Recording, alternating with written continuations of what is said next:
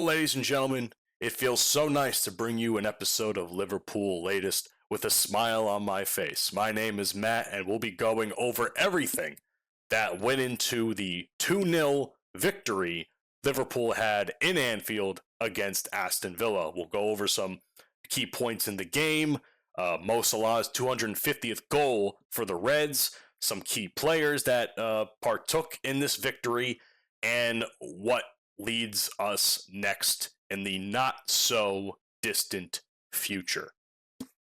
So, I honestly can say I don't think I've seen us play a more complete game like that in quite some time. Now, I'm not saying that this game wasn't without its problems at times, but it felt refreshing to have a game where we weren't starting off with it down a goal within the first 15 minutes of the match, which is something we've all been very accustomed to dealing with over the course of the last few weeks. I'm very happy that, we set a pretty solid pace to the point where Villa could keep up with us and it was competitive. But once the goals started coming, it was already a foregone conclusion, let's be honest. And that's not without Villa's pressing, because they had a couple of chances early on that I thought we were going to be down again, because I think it was like within the first 10 minutes of the match, they had a shot and it just passes Mamarshvili's hand and it hits the post after it was like a pretty good breakaway, and just a couple inches more to the left, if you're facing the goal, they could have scored just as easy as that. Thank God that they didn't, and I'm so pleased that we ended up getting a clean sheet, a very well-deserved clean sheet. Another thing I like to touch on is that we didn't really make any substitutions, and that the only time that we actually made the substitution was Editike coming off for Florian Wirtz, who a lot of people, before this game even started, it was doom and gloom, ladies and gentlemen. A lot of people were upset about the fact that Florian Wirtz was not in the starting 11. I can't say it shocked me. Am I happy about it? I was like, they could have given him a shot. But at the same time, Wirtz has been a little inconsistent at times. Not as inconsistent as Kirkes. I think him not being at all involved in this game was a godsend, if you ask me. But a lot of people would have liked to have seen Wirtz in that position, and he did get in that position in the last 15 minutes of the match, and he did relatively solid for what it was asked of him, but nothing to make a huge impact on the game. Like I said, I think we made only one substitution according to what my memory was, unless something happened that it was all invisible to us. But it is unfortunate that at the end of the match, Villa goes down to 10 men, and there's no substitutions to be made for them, which was rough. I think one of their guys went off with a hamstring injury at the very, very last couple minutes of the match in stoppage time, so I hope that he's all right. I don't even want to wait any longer for this. I just want to get into it right now. I mean, Mo Salah scoring the first goal for us, his 250th goal for Liverpool, putting him behind absolute legends like Ian Rush as well as Roger Hunt. What more can I say? And I'm not going to lie, I kind of dogged on him a little bit in my last video, saying, he got he got nominated for Premier League Player of the Month with one goal. Turns out he might have heard me and came back for revenge, because when he made that goal, I was sitting here like, yes.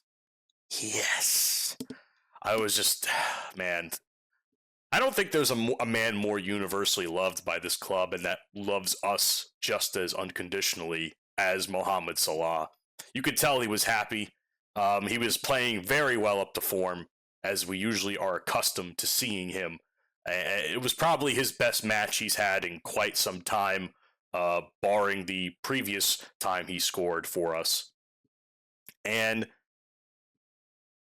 I just can't be happier, We're not going to deny that this has been an emotional roller coaster for him.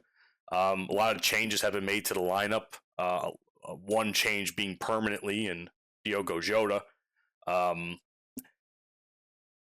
I hope that he continues to be on this path. Because the last thing I want to see is him being inconsistent. I think as long as he stays consistent to the form he had today, we might be able to be back in this for the Premier League. I'm very excited to see what he's got, and 250 goals for one club is no small feat. I mean, I think he's been scoring consistently 20 goals every season since he's joined us, and the fact that he's kind of off to a slow start may have us worried on that stat to see if he keeps up with it, because there's very few stats that some of us, kind of live and die by. Pittsburgh Steelers fans, if you're a football fan in America, you live and die by the fact that Mike Tomlin has not had a single negative season, in the sense where he's had more losses than wins. And as far as my knowledge goes, and even maybe it's been few and far between, Mo Salah has not had a season where he has not scored at least 20 goals a season. So we'll see if he keeps up that pace. I hope he does, for the club's sake. I hope he does for his own sake. There's no reason why after today his confidence shouldn't be sky high, just like he should. He's the Egyptian king after all. Couple of key players that I saw on the pitch today. Ryan Gravenberch made a return for us. He had a very positive impact in the midfield, which I was very happy to see. He also scored a goal in the second half, which couldn't have been better for him. I was excited.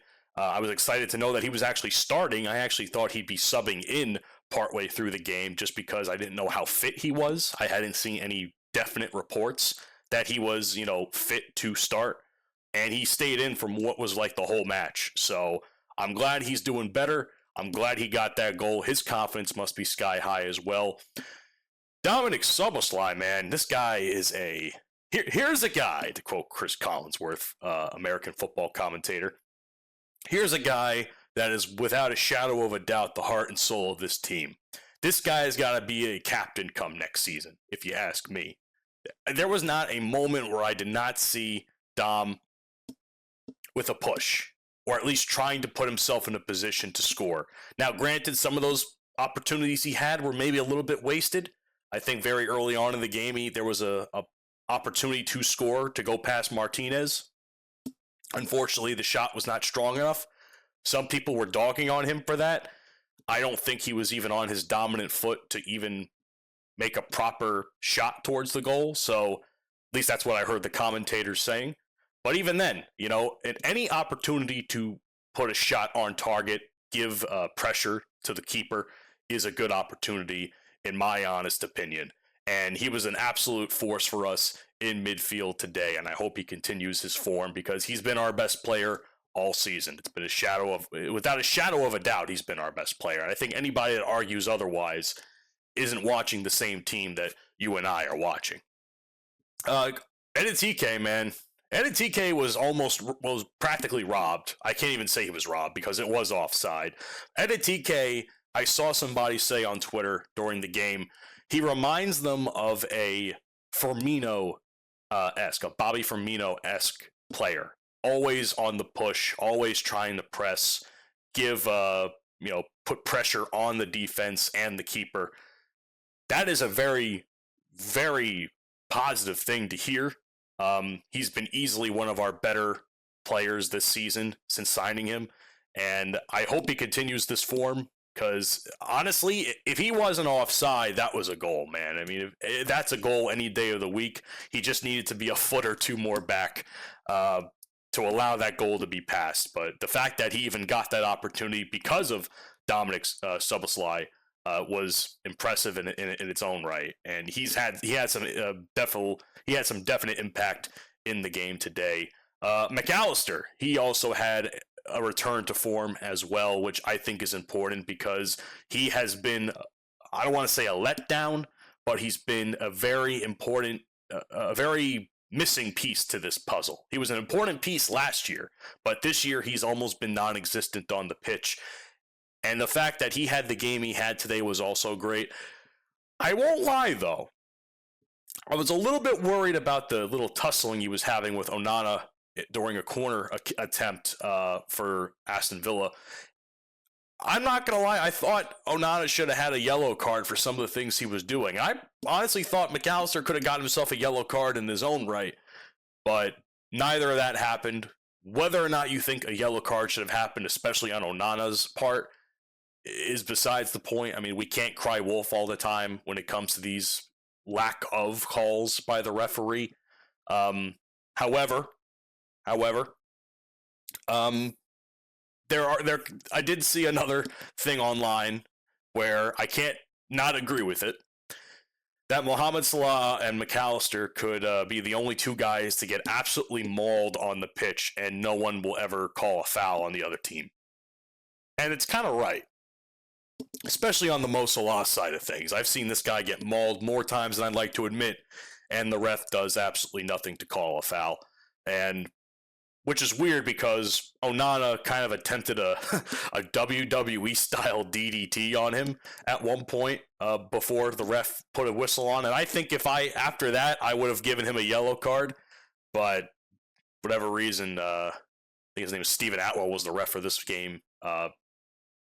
Didn't call anything, to my shock. So, also, I do want to mention Connor Bradley. Connor Bradley, this has probably been his best performance as well in the last year. He's had a very poor season at times, painfully poor, mind you. He's still young, he's still learning, but I feel like the transition from Klopp to Slot has been rough for him. I think today was a good boost for his confidence as well. He was a big player for us on defense today, gave us a lot of opportunities, really great defense on his end. Robertson also had a pretty solid game too. Defense was great. Obviously, we had a clean sheet for a reason, not just because of Mamardashvili. All four guys were great. Even Slot had a tactical, I wouldn't say masterclass, but a step up from what we've been used to seeing from him the last couple of weeks. Originally, I believe he had a 4-2-3-1. And then he switched it to 4-3-3, which I'm not going to lie, I think 4-3-3 is a formation that works best for us and our players. I know it worked well for us on Klopp's, toward the end of Klopp's reign, even though there were issues at times. I'm glad that Slot had the wherewithal to make that change mid-match, because I could tell that at times it wasn't working.